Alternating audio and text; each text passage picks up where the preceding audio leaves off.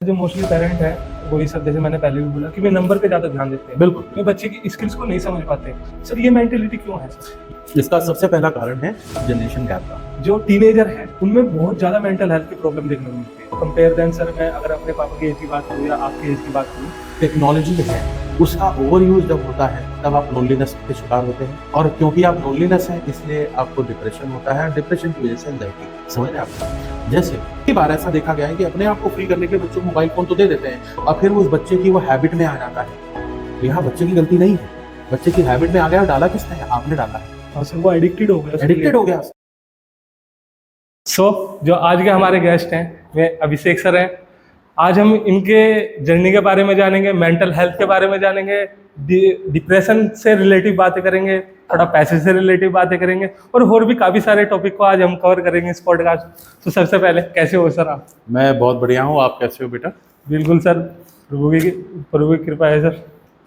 Sir मेरा जो सबसे पहले सर क्वेश्चन ये है कि सर जो आपकी जर्नी थी वो कैसी रही, मतलब अब तक का जो आपका सफ़र है सर वो कैसा रहा? मेरा जो ज़िंदगी का सफ़र आज तक रहा है, मैं अभी 43 साल का हूँ, आई एम 43 ईयर्स ओल्ड, और मैं लखनऊ से हूँ। एक नहायत ही खूबसूरत शहर है। Yes sir. बहुत अच्छे लोग हैं वहाँ के। और मेरी जो स्पेसिफिक जर्नी रही है, मेरे पिताजी डॉक्टर लखनऊ में, और मैं बीच में हूँ, मतलब मैं मिडिल सन हूँ, और मेरे से ऊपर एक बड़ी बहन है और एक छोटा भाई है। तो जैसा कि आप जान रहे हैं कि मेरी पैदाइश लखनऊ में सन 1980 में हुई, एक डॉक्टर परिवार में, जहाँ पढ़ाई लिखाई का माहौल शुरू से ही रहा। मेरे पिताजी डॉक्टर, मेरी माताजी जो थी उन्होंने सिंगिंग में अपनी एजुकेशन करी, और उसके साथ साथ मेरी सिस्टर जो है वो गोल्ड मेडलिस्ट हैं, एमएससी से एमएड है, लामाटीनियर गर्ल्स कॉलेज लखनऊ में, काफ़ी सम्भ्रांत विश्वविद्यालय है लखनऊ का। और अगर मैं अपनी बात करूं तो मैं सेंट फेडलिस कॉलेज लखनऊ का छात्र रहा हूं, आईसीएसई बोर्ड का स्टूडेंट रहा हूं। उसके बाद कॉल्विन तालुकेदार्स कॉलेज है लखनऊ में, बहुत अच्छा कॉलेज है, जहां से एक बहुत ही अच्छे पॉप स्टार आपके निकले हैं, बाबा सहगल। वो हमारे सीनियर रहे हैं, और हमने उनको देखा है, उनकी जर्नी को आगे समझा है, जाना है कि कैसे उन्होंने आगे अपनी ज़िंदगी को एक नई दिशा दी, एक नया आयाम दिया। और मैं अपनी पर्सनल करूं, मैंने अपना ग्रेजुएशन लखनऊ विश्वविद्यालय से किया है। उसके बाद मैंने लॉ की पढ़ाई करी है। लॉ की पढ़ाई करने के बाद फिर मैंने एमबीए किया लखनऊ से ही। सन 2007 में मेरा एमबीए कंप्लीट हुआ, और एमबीए कंप्लीट करने के साथ साथ ही मेरी एक काफ़ी अच्छी बैंक है जो हमारी आईसीआईसीआई बैंक है, यस सर। दिल्ली में जॉब लग गई। Yes sir. और आईसीआईसीआई बैंक दिल्ली की जॉब ने मुझे बहुत सिखाया। हालांकि उससे पहले मेरे अपने ज़ाती एक्सपीरियंसेस काफ़ी अच्छे रहे, बट आईसीआईसीआई बैंक दिल्ली ने मुझे एक वो तरीका सिखाया कि कैसे अपने आप को संयम रखकर, कैसे अपना जो धन है, इससे पहले क्योंकि मुझे पैसे की कीमत तो पता थी, बट पैसा कैसे कमाया जाता है उसकी जानकारी नहीं थी। तो मैंने जॉब करी अपनी, 8 घंटे की शिफ्ट करी, वहाँ पर रिलेशनशिप मैनेजर था, मैं हायर हुआ था वहाँ पर जनकपुरी ब्रांच में। तो मुझे ये पता चला कि पैसे की वक़्त क्या है, उसकी कीमत क्या है, पैसे कैसे कमाया जाता है। और सिर्फ इतना ही नहीं, क्योंकि उस आईसीआईसीआई बैंक में मैं आईसीआईसीआई डायरेक्ट सिक्योरिटीज़ ट्रेडिंग में था, तो वहाँ मुझे इस चीज़ का भी ज्ञान दिया कि सिर्फ पैसा बचाया कैसे जाता है, उसको आगे निवेश करके बढ़ाया भी कैसे जाता है, जो मैं मानता हूँ कि आज के समय में सबसे अहम चीज़ है। कि आप चाहे जितनी सैलरी कमा लीजिए, आप चाहे जितना धन अर्जित कर लीजिए, अगर आप निवेश नहीं कर रहे हैं, अगर आप इन्वेस्टमेंट नहीं कर रहे हैं, तो मेरे ख्याल से आप अपना पैसा सही तरीके से बढ़ा नहीं पाएंगे, बचा नहीं पाएंगे। तो उसके बाद फिर, क्योंकि मेरा शुरू से पढ़ाई लिखाई का, मैं जैसे मैंने आपको बताया, घर में माहौल था, मेरे पढ़ाई लिखाई में रुचि थी भी शुरुआत से। तो मैं देहरादून की तरफ मैंने रुख किया। यहाँ पर हमारे एक सर हैं डॉक्टर सूरी, डॉक्टर प्रदीप सूरी, तो उनसे मेरी मुलाकात हुई। तो मुझे पता नहीं था, वो इस समय देहरादून में थे और एक अच्छी इंस्टीट्यूट में वो एज अ डायरेक्टर सर्व कर रहे थे। तो जब हम मिले तो हमने एक दूसरे से पूछा कि भाई क्या कर रहे हैं, तो उन्होंने मुझे मेरी पर्सनालिटी को देखते हुए, मेरे ज्ञान को देखते हुए, मेरी इच्छाओं को देखते हुए मुझे एज ए फैकल्टी पोजीशन वहाँ जॉब ऑफर कर दी। सर।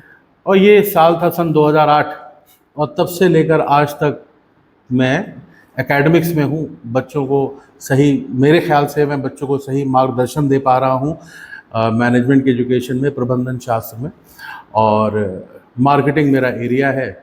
और बस यही रही अभी तक की मेरी ज़िंदगी, यही रही। सर जैसे आपने बताया कि जो आपके फादर थे वे डॉक्टर थे और आपकी मदर वो सिंगर थी, तो सर आपके फादर ने ये नहीं कहा कि तुम भी डॉक्टर ही बनो?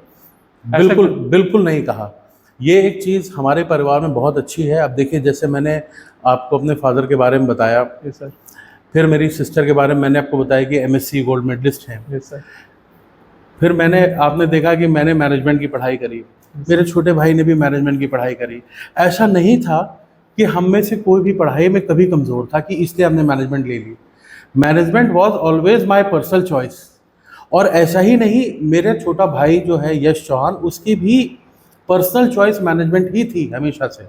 वो गोल्ड मेडलिस्ट अपने टाइम पे हाई स्कूल का टॉपर रहा है, बीएससी से अच्छी क्वालिफिकेशन उसने एक्वायर करी है, कैट क्वालिफाई करके जेवियर इंस्टीट्यूट से एमबीए किया है। तो उसके लिए और कहीं क्वालिफिकेशन करना कोई बड़ी बात नहीं थी।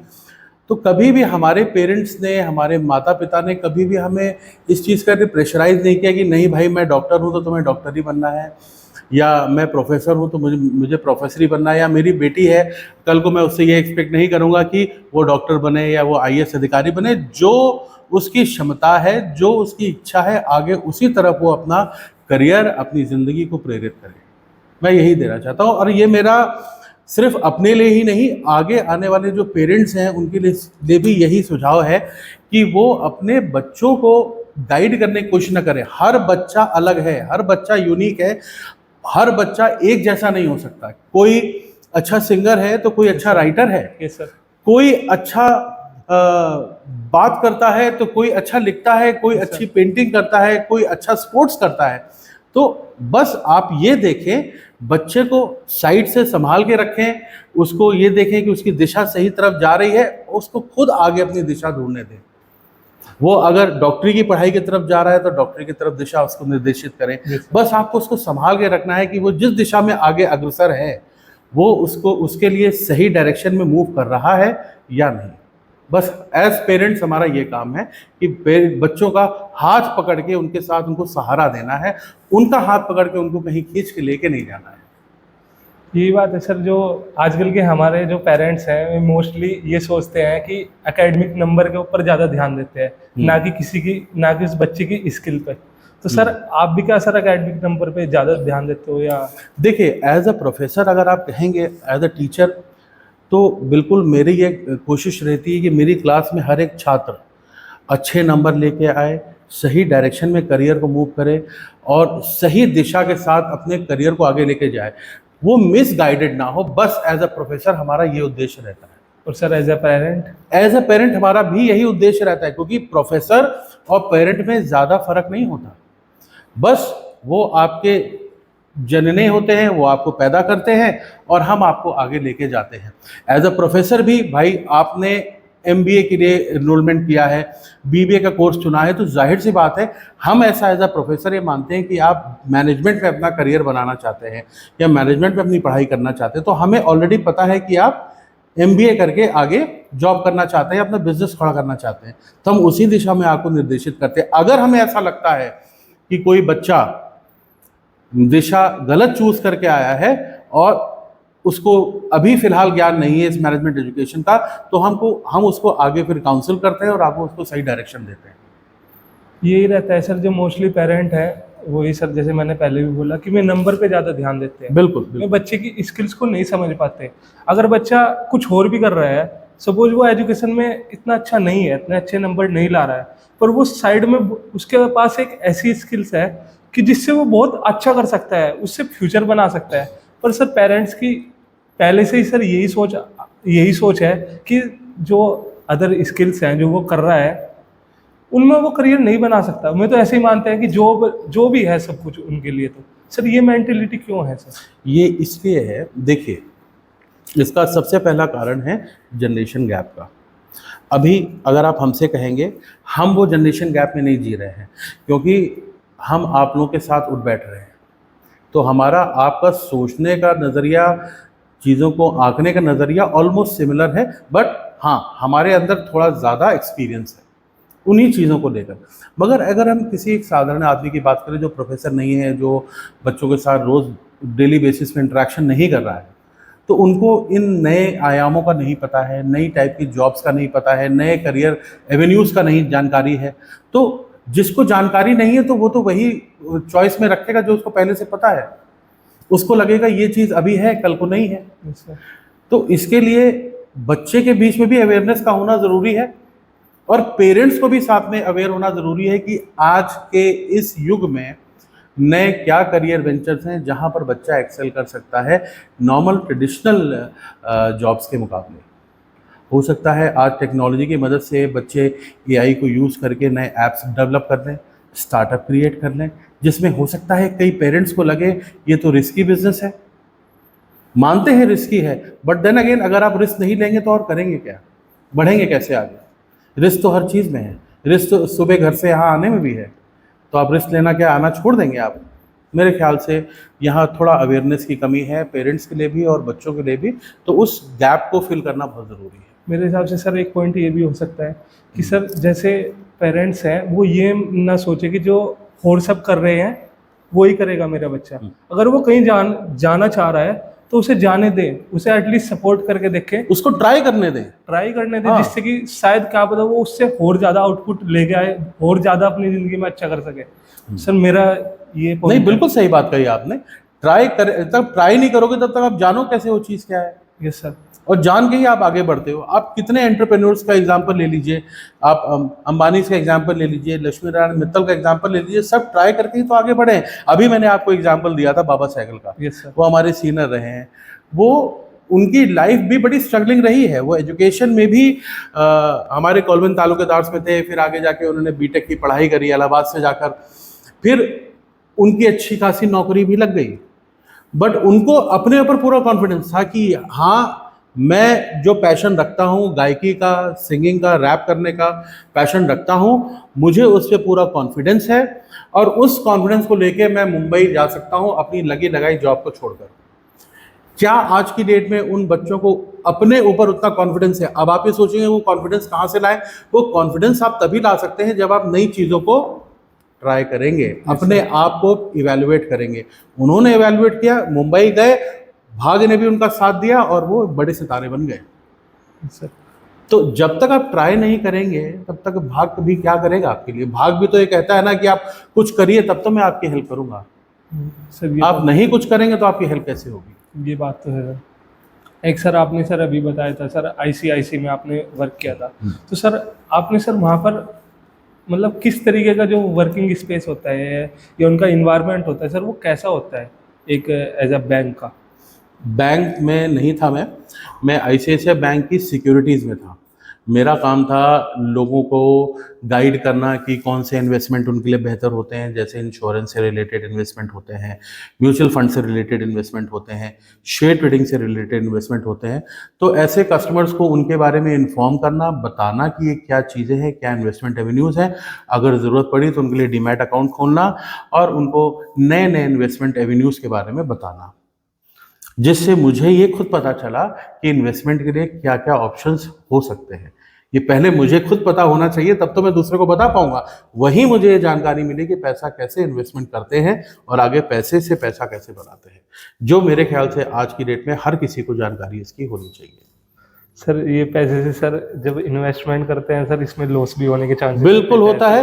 देखिए नफ़ा नुकसान तो हर चीज़ में होता है, मगर अगर मेरे ख्याल से अगर आप सेंसिबली पैसा इन्वेस्ट कर रहे हैं, अगर आप बिल्कुल ही शेयर मार्केट में इंट्राडे ट्रेडिंग कर रहे हैं, आप बिल्कुल ही बिना सोचे समझे आपको लगता है ये स्टॉक ऊपर जाएगा और वो ऊपर नहीं नीचे चला जाता, तो आपका लॉस होगा। अगर आप प्रॉपर एनालिसिस कर रहे हैं, चीज़ों को पढ़ रहे हैं, चीज़ों को जान रहे हैं, पीछे अपना डेटाबेस की पढ़ाई कर रहे हैं कि एक कंपनी में क्या चल रहा है आजकल, तो मेरे ख्याल से और सेफ इन्वेस्टमेंट कर रहे हैं, जैसे मान लीजिए म्यूचुअल फंड में इन्वेस्टमेंट कर रहे हैं, तो आपने अपने रिस्क को डाइवर्सिफाई कर दिया। जैसे अगर आज की डेट में हम बात करें सोने की, यस सर, सोने की इन्वेस्टमेंट को अगर हम देखें, सन 2005 में सोने की वैल्यू जो थी करीब करीब 6,000 रुपये तोला थी 10 ग्राम। Yes sir. और आज वो 75,000 रुपये है सन 2024 में। 75,400 रुपये आज देहरादून में सोने का रेट है। 19 साल बाद। 19 साल में। तो आप ये जोड़ लीजिए कि अगर आपने उस समय सोने को फिजिकली खरीदा होता या वर्चुअली खरीदा होता ETF के रूप में, तो आपका वो 6,000 रुपये आज 75,000 रुपये बन चुके होते। एक तोले पे सर एक एग्जाम्पल मैंने बताया, प्रॉफिट होता। एक एग्जाम्पल जस्ट मैंने कहा कि इन्वेस्टमेंट की कितनी पावर है।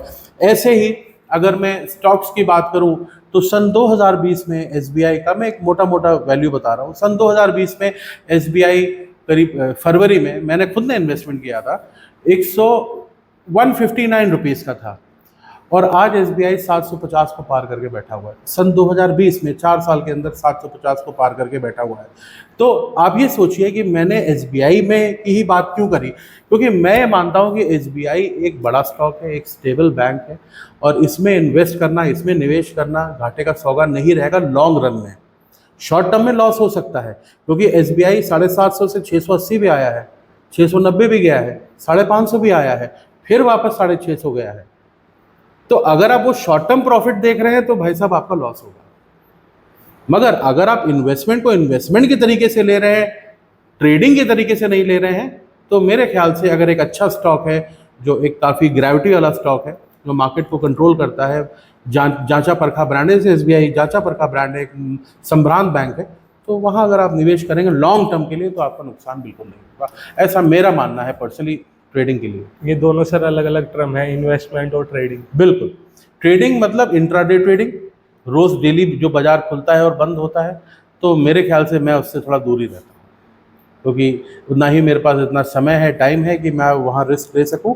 तो I typically stick towards investment, not trading. ये तो हो गई सर आपकी जर्नी के बारे में बात, थोड़े और उनसे रिलेटिव क्वेश्चन हो गए। सर एक क्वेश्चन है जो स्टूडेंट से रिलेटिव है, बताइए। कि जब सर 12th से स्टूडेंट बाहर आते हैं, मतलब निकल के कॉलेज में आते हैं, तो सबसे जो मेजर प्रॉब्लम उन्हें देखने को मिलती है वो ये होती है कि उनकी जो वर्क लाइफ है वो नहीं बैलेंस हो पाती।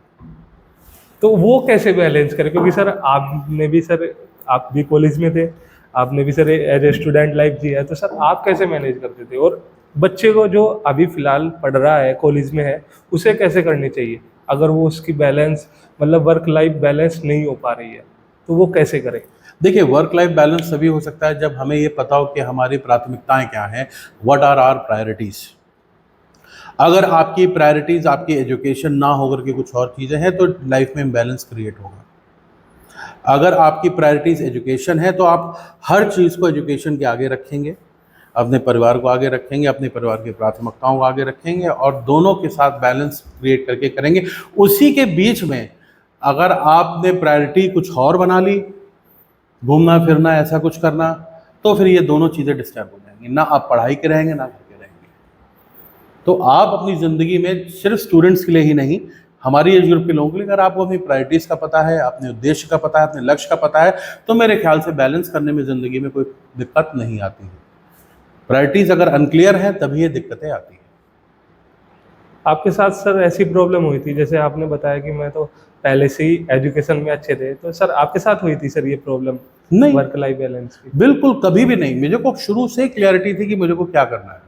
I was very clear. मेरी एजुकेशन भी अगर आप देखेंगे through out, graduation in economics, फिर लीगल की पढ़ाई एंड देन अगेन MBA, फिर उसके बाद बैंकिंग में जॉब, देन अगेन सन 2008 से लेकर आज सन 2024 तक एकेडमिक्स में हूँ और I am very happy with what I am doing.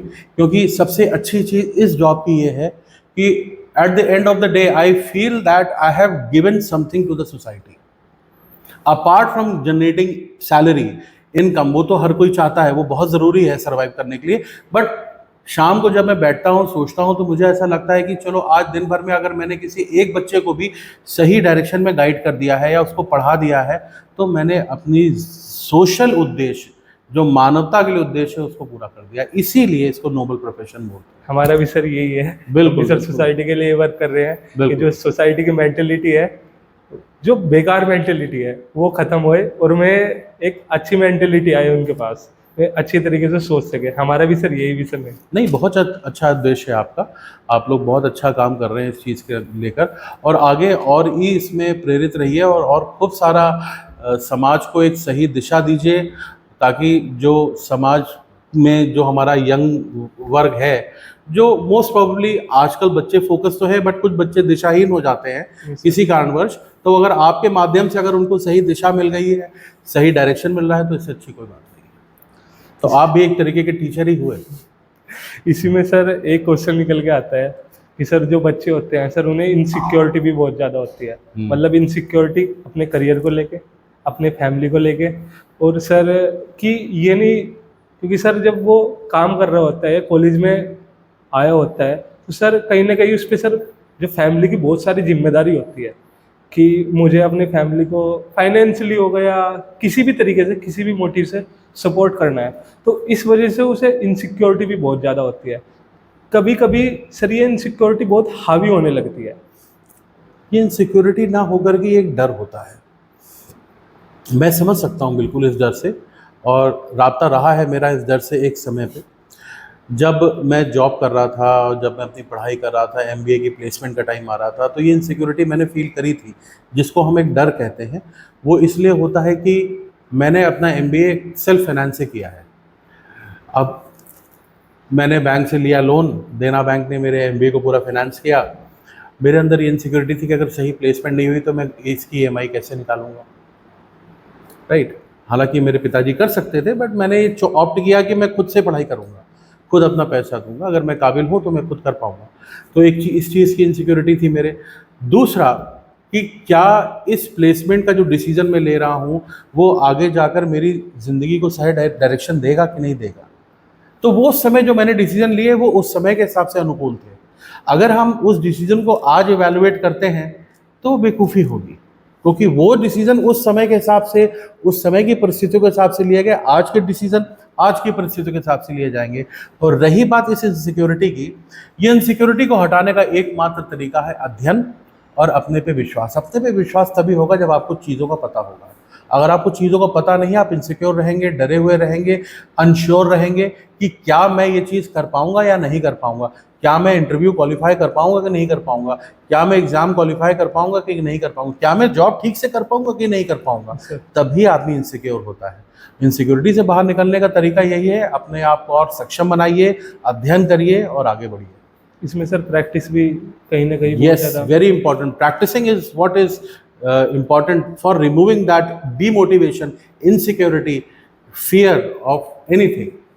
हाँ सर, प्रैक्टिस और कंटिन्यूअस लर्निंग, कंटिन्यूअस लर्निंग, अध्ययन, इसी से सर हमारा फियर खत्म होगा। सर इसमें सर एक ये भी आता है कि सर कुछ तो ऐसे होते हैं सर लोग जिन्हें बहुत कम ही एज में सक्सेस मिल जाती है, और कुछ ऐसे भी होते हैं जो सालों सालों तक कर लगे रहते हैं, उन्हें नहीं मिलती। पर सर जो जिन बच्चों को सर कमी एज में सर देखने को मिलता है कि 19 ईयर में, 20 ईयर में $1 बिलियन की कंपनी खड़ी कर दी, तो सर कहीं ना कहीं बच्चों को सर वो देख के ऐसा लगता है कि यार इसने कर लिया, मैं नहीं कुछ कर पाऊंगा। तो सर उससे मैं कैसे बाहर आए? बिल्कुल, चलिए इसका एग्जाम्पल मैं अपने आप से लेके देता हूँ। मेरा एक चाचा जी का बेटा है, विवेक सिंह। मेरी पैदाइश 1980 3 तारीख की है, जून में। उसकी पैदाइश 21 तारीख की है, जून में 1980। वो मुझसे कुछ दिन छोटा है, मात्र कुछ दिन। हम दोनों ने एक ही साल शादी करी, सन 2008 में। एक ही साथ करियर शुरू किया, ठीक। मेरी जॉब ऑलमोस्ट आपने बताया आईसीआईसीआई बैंक में थी, उसके बाद मैं यहाँ आ गया और उसने हल्द्वानी में काम करना शुरू किया। बहुत ही बेसिक जॉब, बड़ी कम सैलरी पे उसने जॉब करना शुरू किया। ऐसा कर करके वो काफ़ी मेहनत करी, चंडीगढ़ आया, जॉब चेंज करके आईटीसी में उसने जॉब ज्वाइन करी। फिर वापस वो लखनऊ चला गया, फिर वापस वो चंडीगढ़ आया, इंफ्रास्ट्रक्चर कंपनी ज्वाइन करी। इस बार उसने वहाँ पर एक्सपीरियंस लिया। ऐसा करते करते 2015 हो गया और मैं एकेडमिक्स में ही चलता रहा। मैंने जिस जॉब में था उसी में मैं कंटिन्यू चलता रहा। उसने कई जॉब्स चेंज करी। आज की डेट में उसकी एक कंपनी है लखनऊ में। He is a owner of a very reputed company in Lucknow infrastructure में। उसकी अच्छा वर्क फोर्स है, अच्छी इनकम है, घर परिवार तो क्या आप ये ऐसा सोचेंगे कि मैं पीछे रह गया वो आगे निकल गया? मैं ऐसा मानता हूँ पर्सनली, बहुत सारे लोग इससे इससे राब्ता नहीं रखेंगे कि अगर आप ऐसे एक नज़रिए से देखें कि हम दोनों ने एक ही समय पर रेस शुरू करी थी, अगर आप फाइनेंशियली देखें तो फाइनेंशियली तो वो आगे निकल गया, जॉब वाइज वो आगे निकल गया, ठीक है। मगर मैं मानता हूं कि हर आदमी का अपना टाइम एंड स्पेस होता है। यस। बहुत से ऐसे बच्चे हैं जो ग्रेजुएशन करते करते ही ऐप डेवलप कर लेते हैं, एंटरप्रेन्योर बन जाते हैं। बहुत सारे ऐसे बच्चे होते हैं जो आईएम में जाने के बाद भी उनकी जॉब नहीं लगती। तो there is a time and space for each and every person. तो किसी दूसरे को देखकर हमें कभी इवैल्यूएट नहीं करना चाहिए कि वो तो इतना आगे निकल गया, मैं तो पीछे रह गया। हाँ, हमें सीखना जरूर चाहिए कि उसने ऐसा क्या किया कि वो आगे बढ़ गया, मैं ऐसा क्या नहीं कर रहा हूं जो मैं भी यहीं पर पड़ा हूं। लर्निंग होनी चाहिए, ईर्ष्या की भावना नहीं होनी चाहिए, कंपैरिजन नहीं होना चाहिए। आप अलग हो, वो अलग है, और तीसरा अलग है। आप सबसे सीखिए, सबसे अच्छी अच्छी चीजें सीखिए कि एक एक्स पर्सन ने जो आगे बढ़ गया है कम समय नहीं, उसने ऐसा क्या किया कि वो इतनी तेजी से आगे बढ़ा, और आप ऐसा क्या कर रहे हो जो आप अभी भी आगे नहीं बढ़ पाए उस डायरेक्शन में। अगर हम उसी डायरेक्शन की बात कर रहे हैं तो जैसे मेरे और विवेक सिंह की बात करेंगे, हम दोनों का डायरेक्शन अलग है। वो एक एंटरप्रेन्योर है, मैं एक प्रोफेसर हूँ। तो मैं कभी भी अगर फाइनेंशियल बात करेंगे तो मैं उसको मैच नहीं कर पाऊंगा, क्योंकि उसकी अपनी कंपनी है।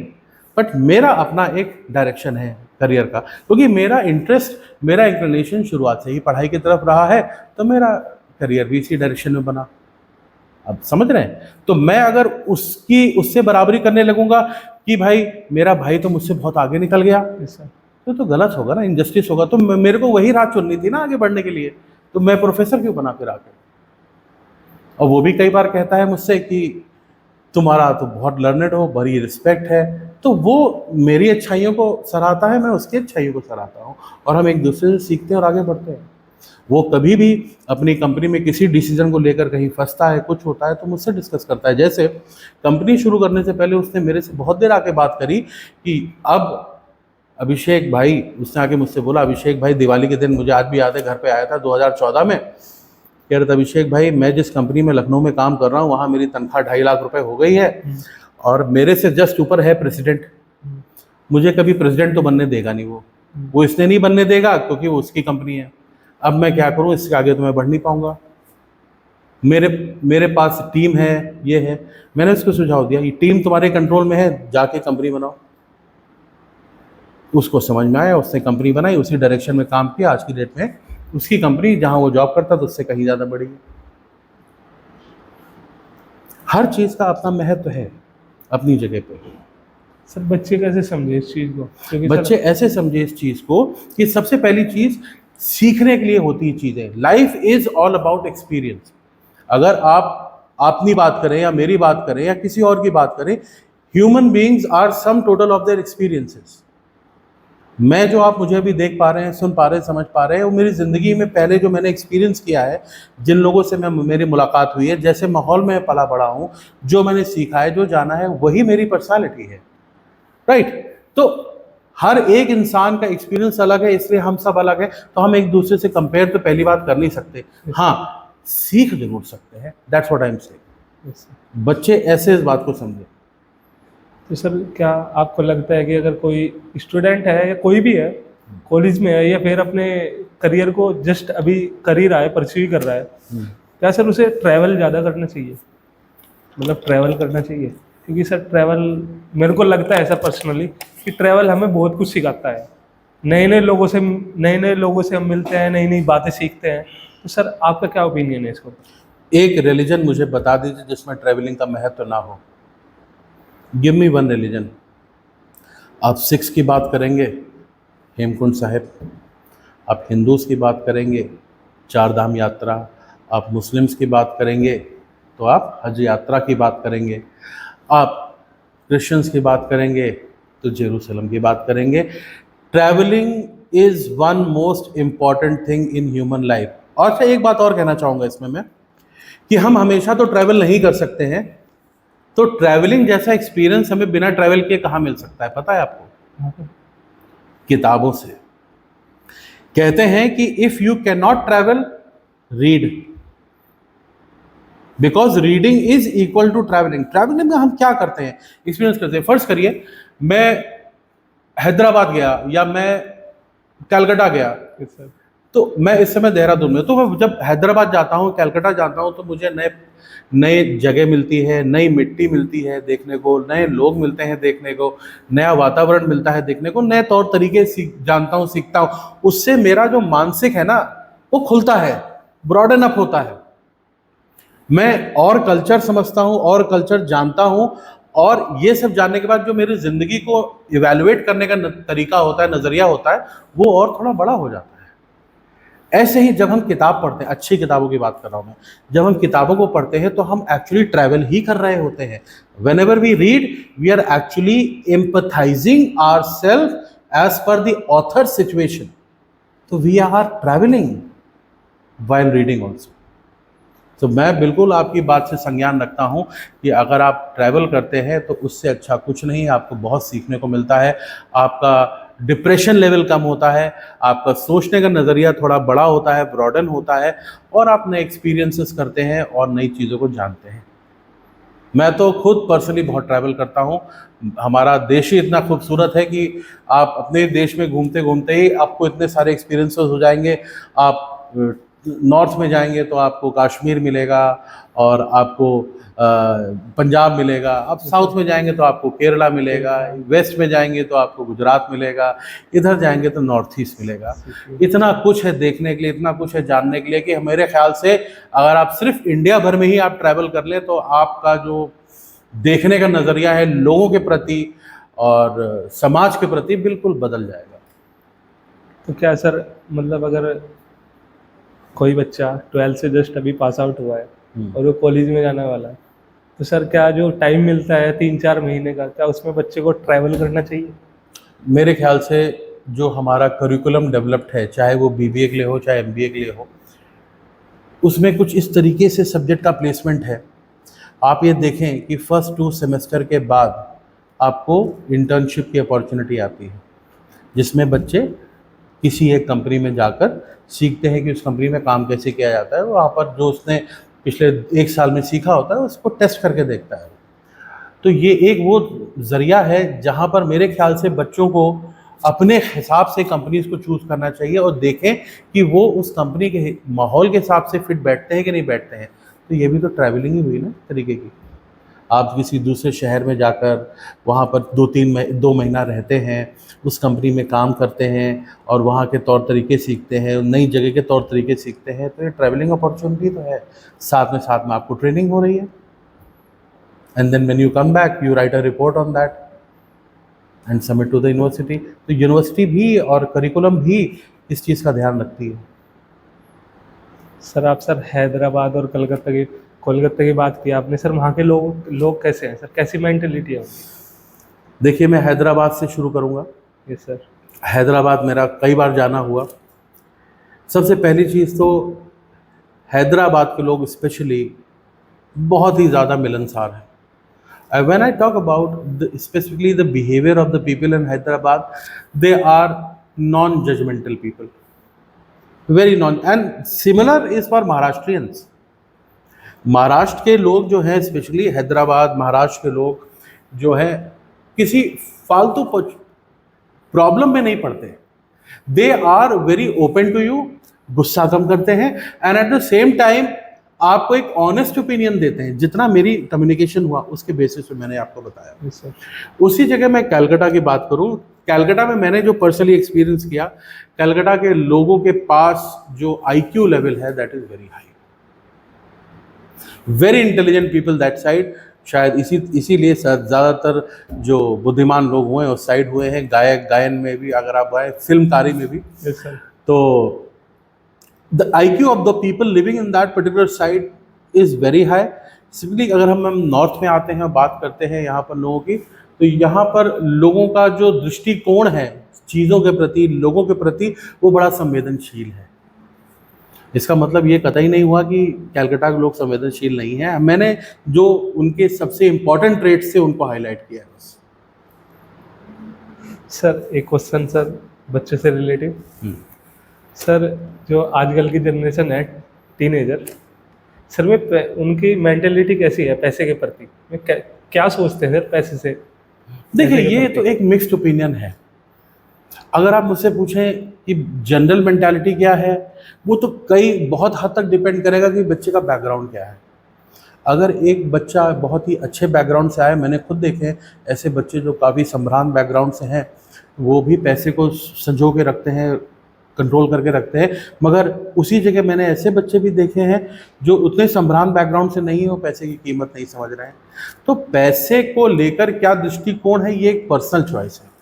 इसका किसी पारिवारिक रूप से लेना कि या व्यक्ति विशेष से लेना, उससे कोई लेना देना नहीं है कि वो पैसे को क्या मोल दे रहा है। जैसे मैंने आपको बताया ना, जब मैंने आईसीआईसीआई बैंक में जॉब करी, तब मुझे एक्चुअली पता चला कि खुद की कमाई को कैसे संजो के रखा जाता है। वो जब वो लाइफ ही आगे एक्सपीरियंस देगी और बता देगी कि पैसे की क्या वक़्त है, उसकी क्या वैल्यू है। सर ये भी कहा जाता है कि पैसे, मतलब सर एक सबसे बड़ी प्रॉब्लम यहाँ पर ये आती है कि पैसे सर सिर पे भी चढ़ने लगता है। तो वो आप देख ही रहे हैं अपने आसपास समाज में। क्या होता है फिर? पैसा सिर पे चढ़ने का मतलब ये होता है कि जब आपके पास बहुत सारे सोर्सेज से पैसा आ रहा है, तो आपको उसकी वैल्यू कम होती जाती। कई कुछ लोगों में ऐसा देखा जाता है। जैसे आप देख रहे हैं कि आपके समाज में ही ऐसी कंपनीज हैं, जैसे महिंद्रा की थार आई गाड़ी, ठीक। अब आपको मैं एग्जांपल देता हूँ। महिंद्रा थार मैं देखता हूँ देहरादून शहर के अंदर एक बहुत ही कॉमन सी कार होके गई है, 15-16 लाख की गाड़ी है, ठीक है। उसको ऐसे ही लोग टहला रहे हैं, घुमा रहे हैं। उत्तराखंड में हम नॉर्मली हाँ देखते सर, हैं। पहले भी सर जब हम थे पहले देखते थे कि बहुत लिमिटेड थी, आज तो सर हर किसी पे दिखती है। हाँ, क्योंकि ये क्या है, ये जब पैसा आपके पास आया है तो आपने अपने आप को खुश करने के लिए, अपनी पर्सनालिटी में एनहांसमेंट करने के लिए वो गाड़ी को यूज़ किया है। तो पैसा जब एक लिमिट से ज़्यादा लोगों के पास होता है, तो अगर उनको सही डायरेक्शन नहीं मिला तो पैसे को अपने ऊपर लगाना शुरू कर देते हैं, अपनी पर्सनालिटी को एनहांस करना शुरू कर देते हैं। मेरे ख्याल से ये बात है। बाकी तो लोगों का पैसे को लेकर अलग अलग विचार है। मेरा विचार कुछ और है। मेरा बस पैसा ज़रूरत के हिसाब से होना चाहिए, और अगर आ रहा है तो पैसे को इन्वेस्ट करके आगे बढ़ना चाहिए, ताकि आने वाले समय में कभी ज़रूरत लगे तो आपके पास एक सफिशेंट अमाउंट ऑफ फंड्स हो। और ये मैं अपने लिए नहीं कहूँगा, हर किसी के लिए कहूँगा। क्या सर कभी आपके ऊपर पैसा हावी हुआ है? कभी नहीं, कभी भी नहीं। मेरे ऊपर पैसा कभी भी हावी नहीं हुआ। अगर ऐसा होता, मेरे पिताजी डॉक्टर थे, घर में ठीक ठाक इनकम आती थी, मैं चाहता तो खुद से उनसे फाइनेंस करा के सब करा सकता था, बट मैंने खुद से अपना एमबीए किया। एमबीए ही नहीं, मैंने अपनी बाइक भी खुद से परचेज़ करी, and at the same time फिर जब मेरे पास जॉब हुई तो फिर मैंने गाड़ी परचेज़ करी, उसके बाद एक बाइक और परचेज़ करी।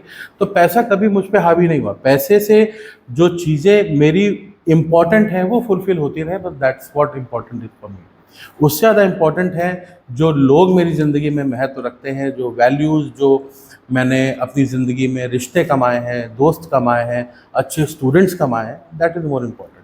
Money is important but not that important. Sir इसी के बीच में सर डिफरेंस बताइए सर, मनी और रिलेशनशिप, इन दोनों के बीच में सर डिफरेंस बताइए। आप कैसे समझते हो? मैं समझाता हूँ आपको। Money is important to sustain a relationship. Money is important to sustain a relationship. Yes sir. आप समझिए, मनी का महत्व सिर्फ रिलेशनशिप को सस्टेन करने के लिए है, तो इम्पॉर्टेंट क्या हुआ? Relationship, not the money, right? But then again money is important to sustain that relationship. Yes sir, दोनों कहीं ना कहीं इम्पोर्टेंट। प्रायोरिटी पे तो देखिए, मैंने क्या कहा, प्राथमिकताएं क्या है यहाँ पर? रिलेशनशिप। बट पैसा ज़रूरी है उस रिलेशनशिप को, घर को चलाने के लिए, लोगों को चलाने के लिए, आसपास अपने आप को मेंटेन रखने के लिए पैसा ज़रूरी है, right? Yes sir. But priority आपकी क्या है? Relationship. Money is important to sustain your life and relationship. उतना तक रहे तो ठीक है, उससे आगे बढ़ेगा हाँ। तो प्रॉब्लम ही होती है। बिल्कुल प्रॉब्लम नहीं होती है। अगर आप सही डायरेक्शन में उसको इन्वेस्ट कर रहे हैं, सही डायरेक्शन में उसको लेके जा रहे हैं, तो बिल्कुल प्रॉब्लम नहीं है। मिसयूज करने लगेंगे तब प्रॉब्लम है। काफ़ी बात कर ली सर यहाँ तक का। सर अब थोड़ा बात करते हैं मेंटल हेल्थ के ऊपर। बिल्कुल। तो सर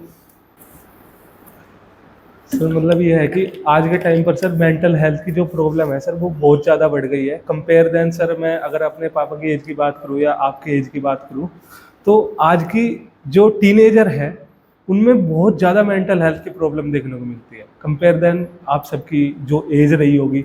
मेंटल हेल्थ से मतलब क्या कहना चाहते हैं? मेंटल हेल्थ सर में डिप्रेशन में रहते हैं, में लोनली फील करते हैं, में एंजाइटी फील करते हैं, में मैं समझ गया आपकी बात। एंजाइटी, डिप्रेशन, लोनलीनेस, ये सर यही और कह भी रहे हैं ना सर। आप? हाँ सर और भी काफ़ी एंजाइटी, सारी चीज़ें। डिप्रेशन, लोनलीनेस, मेरे ख्याल से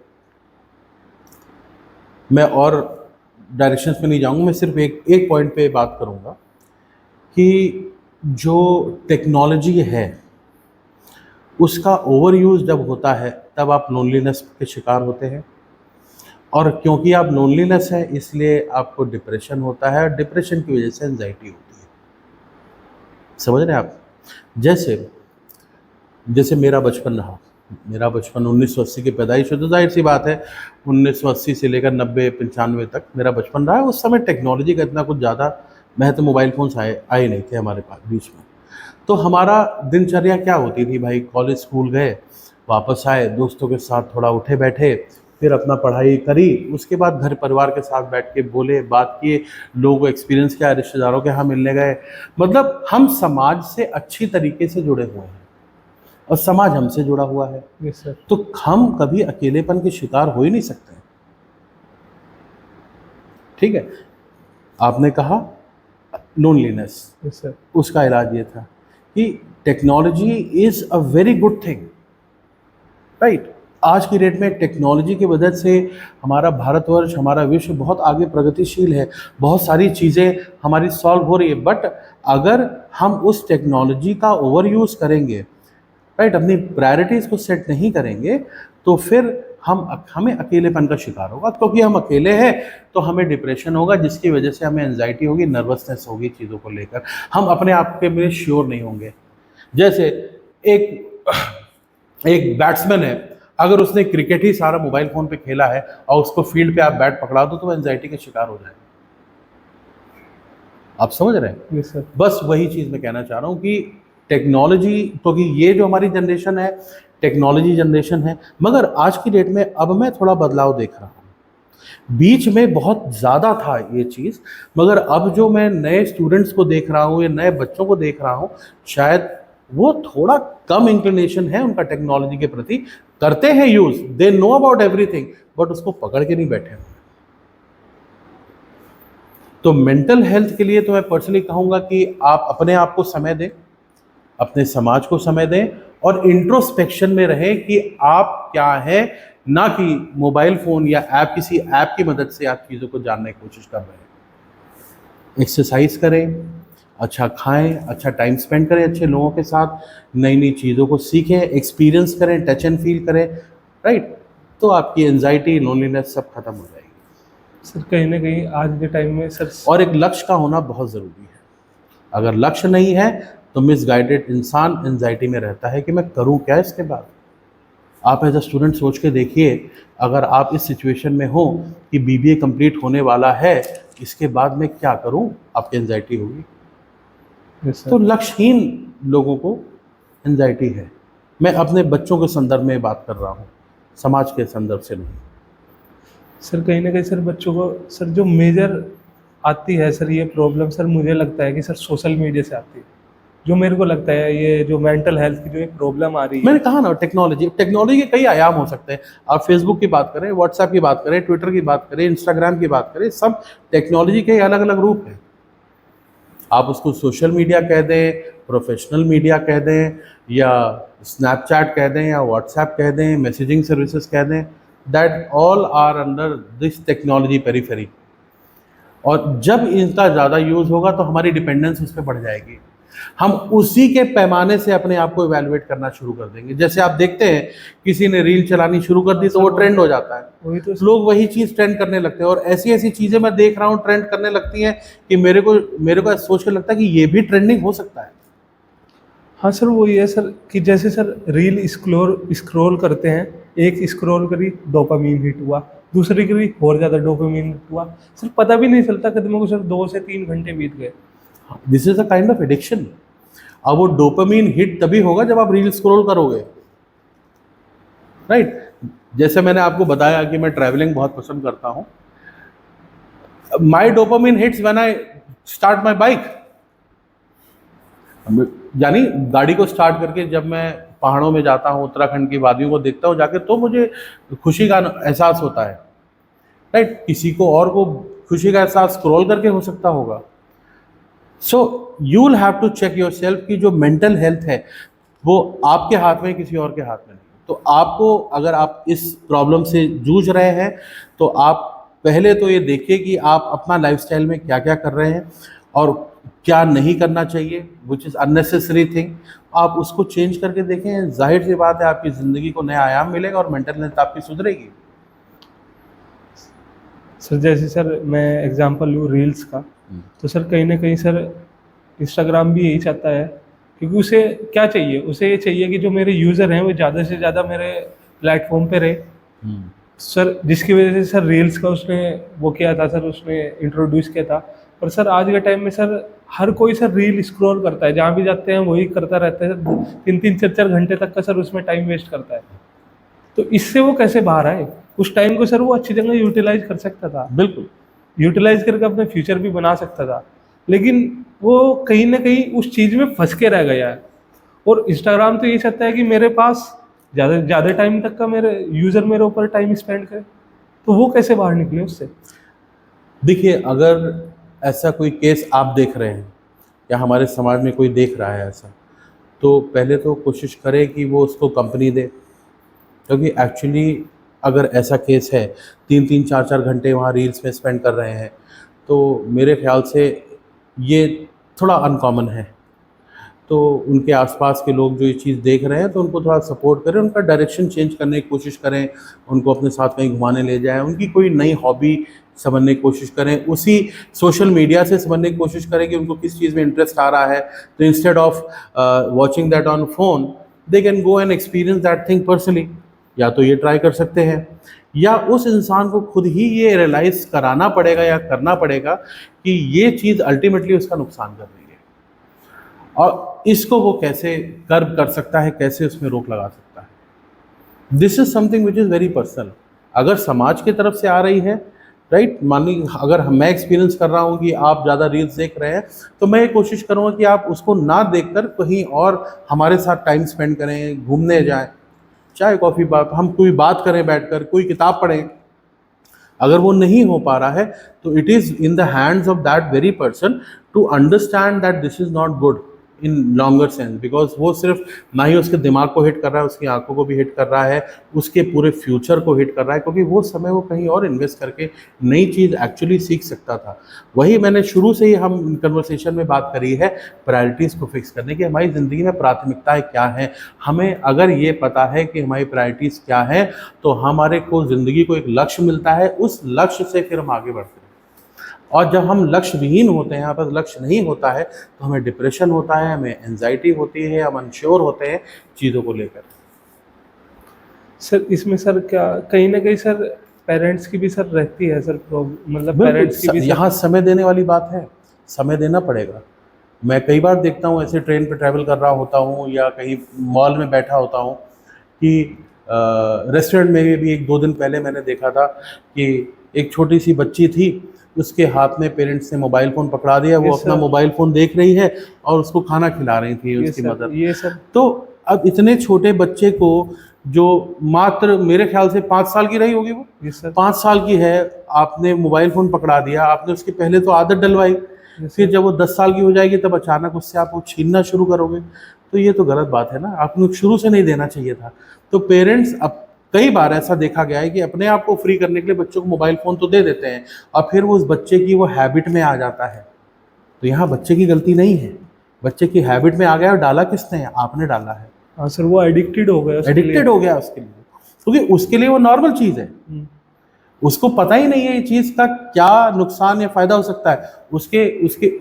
अपने आप को और ज़्यादा टाइम देने के लिए, ताकि ये बच्चा मुझे परेशान ना करे, आपने उसको फ़ोन दे दिया, और फिर जो बच्चा बड़ा होता है उसको कहते हैं तुम पूरे टाइम फ़ोन पे रहते हो। हाँ सर, ये देखिए, तो ये तो 2 कॉन्ट्राडिक्टिंग स्टेटमेंट हो गए ना। Yes sir. तो आपने दिया क्यों फिर?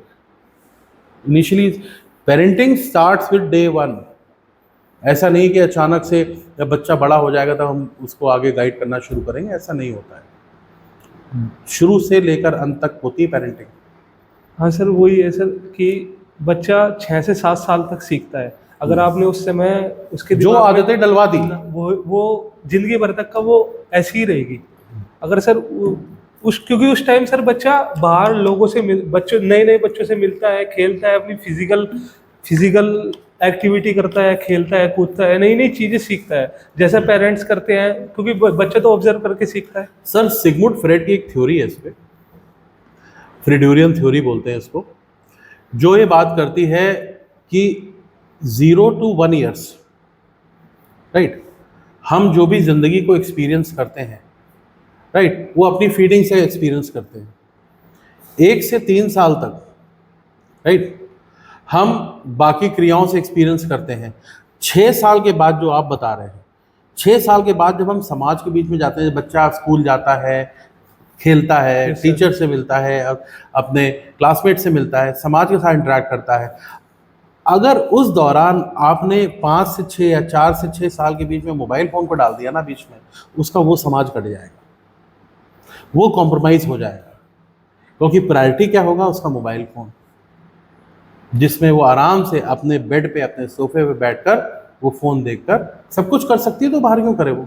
और सर इसी के ऊपर थोड़ी देर पहले बात कर रहे थे, मेंटल बिल्कुल हेल्थ, बिल्कुल, और यही चीज आगे जाके प्रॉब्लम बनेगी उसके लिए, बिल्कुल, क्योंकि वो हर समय वही टाइम स्पेंड करेगा उसमें। और मोबाइल में क्या है, सोशल मीडिया रील्स, शॉर्ट्स, वहां पर ज्यादा टाइम स्पेंड करेगा, वीडियो गेम्स, फिर दोबारा से वो उसी स्टेज पे पहुंच जाएगा। तो कहीं ना कहीं तो सर ये पेरेंट्स की गलती है, कहीं ना कहीं क्या इनिशियल स्टेज पे पेरेंट्स की गलती है, क्योंकि 5 साल का बच्चा, अब उसकी गलती नहीं कहेंगे कि उसके हाथ में मोबाइल फ़ोन क्यों है।